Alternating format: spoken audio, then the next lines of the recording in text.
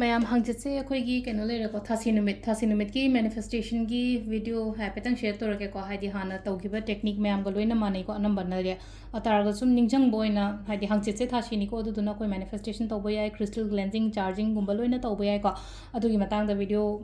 ꯌꯥꯝ ꯁꯝꯂꯞꯅ ꯑꯗꯨꯝ ꯁꯦꯝꯃꯛꯑꯒꯦꯀꯣ ꯍꯥꯟꯅꯒꯤ ꯐꯖꯅ ꯆꯦꯛꯀꯨꯝꯕ ꯁꯦꯝꯒꯦ ꯈꯣꯠꯀꯦ ꯍꯥꯏꯔꯒꯗꯤ ꯆꯦꯛ ꯁꯦꯝꯕꯒꯤ ꯚꯤꯗꯤꯑꯣꯁ ꯌꯥꯎꯕꯅꯦꯀꯣ ꯇꯣꯉꯥꯟꯅ ꯑꯗꯨꯗ ꯐꯖꯅ ꯌꯦꯡꯕꯤꯌꯣꯀꯣ ꯍꯥꯏꯗꯤ ꯆꯦꯛꯀꯨꯝꯕ ꯁꯦꯝꯕꯁꯨ ꯌꯥꯏꯀꯣ ꯍꯥꯏꯗꯤ ꯅ꯭ꯌꯨ ꯃꯨꯟ ꯅ꯭ꯌू बिगिनिंगनेबा अखोइना कइनो हाइतारे अखोइना हाइदि ngसाइगी चेक सेम बम लेरे अदगी अखोइना विजन बोर्ड सेमो काइना हाइना मांगदा आइना विजन बोर्ड सिदा ngसाइगी आइना पामे पोत म्याम दो हाइता पिक्चर्स म्याम दो लोइना डाउनलोड तौरगा हाइदि कइनो मदा हाइता ऐप कुंबो याम थोइन हजे कांदे हाइदि पिक्चर्स सिंग दो लोइना कोलाज छौरगा अदुगी पिक्चर्स दो आइना डीपी दा कइदा नत्रगा आइगी वॉलपेपर दा कइदा माइना थंबीबे याइको अदुगी पोतुमा अदुमा लेरे अदुगा ngसाइगी होय क्रिस्टल्स खरा फंगदबा खतंग यारम किनिको अखोइना मांगी कइनो ऑर्डर तौबदा अदुदो खरा अखोइ हप्ता कइदा प्रॉब्लम लेबगनिको खरा अनमनदि फंगनारे मी मंगा तरागुंबा अदुमाइना खरा कइनो तौरिको अदु नोंनीसे फंगबुदि फंगनी लोइनमको अदुदुमा अदुगा हाइदि फंगद्रगसु दुम स्टोर दे कइदगी दुम लौबिबसु यारनिको हाइदि खितंग नोंनीसे येंगसे नोंनीसे लाक्ट्रगदि दुम अखोइगी कइनो स्टोर दगी लौबिबा दुमाइना यारनी अदो अमना सिदा कइनो अखोइना तौबा याबसे हाइफेतंग अई हाइजरअगेको अदो कइनो ओइबनिना अहमद हाइदि युम कई सेंगदोपो खोतोपो अमदि लेजरेको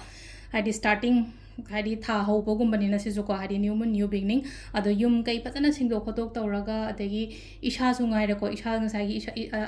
इरुजबो खोतोपो लेनोको इरुजबो सिदा ngसाइ रोज वाटर हापकेरको अखोइगी मचुगुंबा हापकेरा दुमाइ तो मचु हाइरगदि अखोइगी याइंगसे खितंग ममिंगी ओइना खितंग हापिबो खोपिबो दुमाइ तौरको हाइदि इसाजे क्लेंस तौनबो खोनबो अदे हापनिंग बपोर दुम हापि याइबा दुम हाइदि इसा इसागे हाइदि मनी अट्रैक्ट तौनबो खोनबो गाइदि सिनेमन पाउडर खतंग हापको दुमाइ इरुजो मतमदको अदुम मयाम दो तौबे क्रिस्टल क्लेंजिंग चार्जिंग तौबे को हाइदि क्रिस्टल से ngसाइ आइंगोंदा ऑलरेडी फंगिबो खोतकिबो लेरगदि क्रिस्टल से फजना चामथोकपिरेनको फजना चामथोगा हाइदि गातंग कइनो तौरगा नुंदांग सिदा हाइदि क्रिस्टल से पाइरगा हाइतारेको हाइदि इंटेंशन दो हाइदि सी से कइनो तौरगा हाइदि आइना खल्लिबो पोतो हाइदि अदु फंगे खल्लगा सिजरियो पोनिनको अदु क्रिस्टल से हाइदि पाइरगा इंटेंशन दो हापनिनको इंटेंशन हाइरगदि आइना खल्ले पोचे क्रिस्टल से हाइजरगा अदुगा सिगी पोचे आइना चार्ज तौबा हाइदि खोइगी लिकलीगी टेंकोट कुंबा कइगुंबा दुमाइ लेरेको नत्रगा हाइदि सेलेनाइट प्लेट कुंबा हाना मचा मचा गुंबा लेबे लेनको हाइदि मचा अपिकपा गुंबा लौनगिबसु यावनिको अपिकपा हाना लौखिबो तादि सुगुंबा सेलेनाइट प्लेट से को अदु सुगुंबा सेलेनाइट प्लेट कुंबा सिदा अदुमाइ हापसु याइ सेलेनाइट प्लेट लेइत्रगदि हाकनिको लेइत्रगसु कसु काइदेको कोई लिकली टेंकोट कुंबा अमदको अदुमाइ तौरगा थंबिरोको सिसेको हाइदि सी ख्वाइ फर्स्टिंग सी चार्ज तौबा लेग्रेको क्रिस्टल चार्ज तौबा दुगा मेडिटेशन कुंबा तौबियोको मेडिटेशन तौबा हाइरगे आथ्रदि कइना इरुजथोको तोको लोइ लोरगा नुंगामसे गातंग मपानदागा फंबिरगने मेडिटेट तौबा ngसाइ नुंगाइतबो खोतबो म्याम दो लोइना आइंगोंदै चटखरे न वखनजिरा खल्लोबा हाइदि फत्तबा नुंगाइतबा वखन नुंगाइतबा दाव यादबनी खंगदे अमनी खंगदे आइना पामदबा पोत म्याम दो लेट गो तहनबको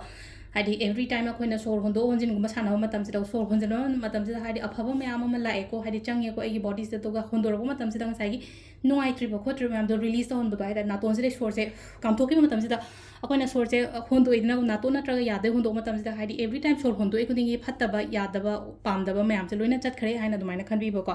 लेट गो ने बसिदा हाइदि होल्ड तौरा थमगनबा मी अमगा आइगा नुंगाइनगिदेना खल्लगसुको अदुगी पोतो लेट गो गुंबा तहनबा खोलनबा अदुमाइ तौरगा याइको अदुगा अमन अमु लेरको मनी बॉल सेंबा याइको मनी बॉल सेंबा हारगदि ngसाइ कोइना चेंग द कइदा अदुमाइ तौरगा हापगा कोइना मनी पाइराइट हापकेरा सेलिंग बा हापकेरा खोतकेरा को अदुमाइ तौरगा अदुदुमसु तौबा यारेको मनी बॉल सेंबा नत्रगा हाइदि अदुम बैक द कइदा हापनिंगबा खोनिंगबा अदुमाइ तौरगा लेरगा अदुदुमसु लेरेको न्यू मून सिदा तौबा याबा ngैसे अदुगा की मैनिफेस्टेशन तौबा याइको खितंग मेजर ओइबा थबक लैये थबक अचौबा लैये हाइरगदि की मैनिफेस्टेशन से याम फजन वर्क तौबनिको अदु की मैनिफेस्टेशन की वीडियोस यावबनि की मैनिफेस्टेशन की हापगदि वीडियो से पुंगाइ मु पुमुक चंगनिको अदुदुना हानगिदो अदुमाइ तौरगा हाइदि की मैनिफेस्टेशन अदुम की मैनिफेस्टेशन अथोइबिना त अदुम थाबिरोको अदुम थोलानिको अदुदुमा लेरेको अदुगा चेक को अबंडेंस चेक सेंबान हाइरसेबको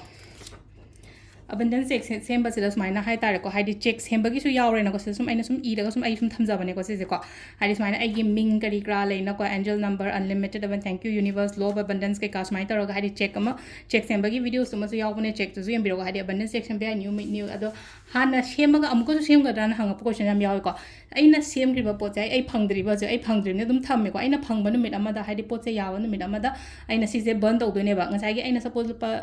कइनो लिसिंग यांखै इगरे लिसिंग यांखै से फंगरेना खलासेबा अतादि अदुदो बर्न तौथोखरगा अनोबा मु टारगेट तौबदुम अनोबा टारगेट तौबा हारगा आई होनबम दियाम चंगेको अइना थबक तौरिबा खोलिबा म्यामसेको ngसाइगी इरगा हाइदि फमगा तुमगा लेरगदि लाकदा पोट नते हाइदि होनबा प्लस आइगी बिलीफ तुनेबा सिदा लेसेको अदुदुमा लेरेको अबंडेंस चेक सेंबा मखोपा यारे क्रिस्टल चार्ज तौबिरो अदुगा लेटर इबको खोइ लास्ट को यूनिवर्स लेटर इसे को burn तौरसे ngasiगidi adu burn tawrese haibagi athadi kamaina no hai matam sida ko sida aina pamiba pot mam do present tense ta loina ithose basida ko loina irase haibagi athadi haidi se ko haidi dear universe ko haidi point mam do is present tense ta ko I am earning so and so ko haidi ai gi amount ma ina target tawjom le haidi per month ko haidi thama da ai sigi pisa je tan ba ngam me ko adegi number 2 hai tare ko point mam sum easy point ma haidi I have cleared my exam ko as the I have clear ko epika pass to re and have the ko I have cleared my exam or natraga any job exam oiro ama oiro ko adul hadi ai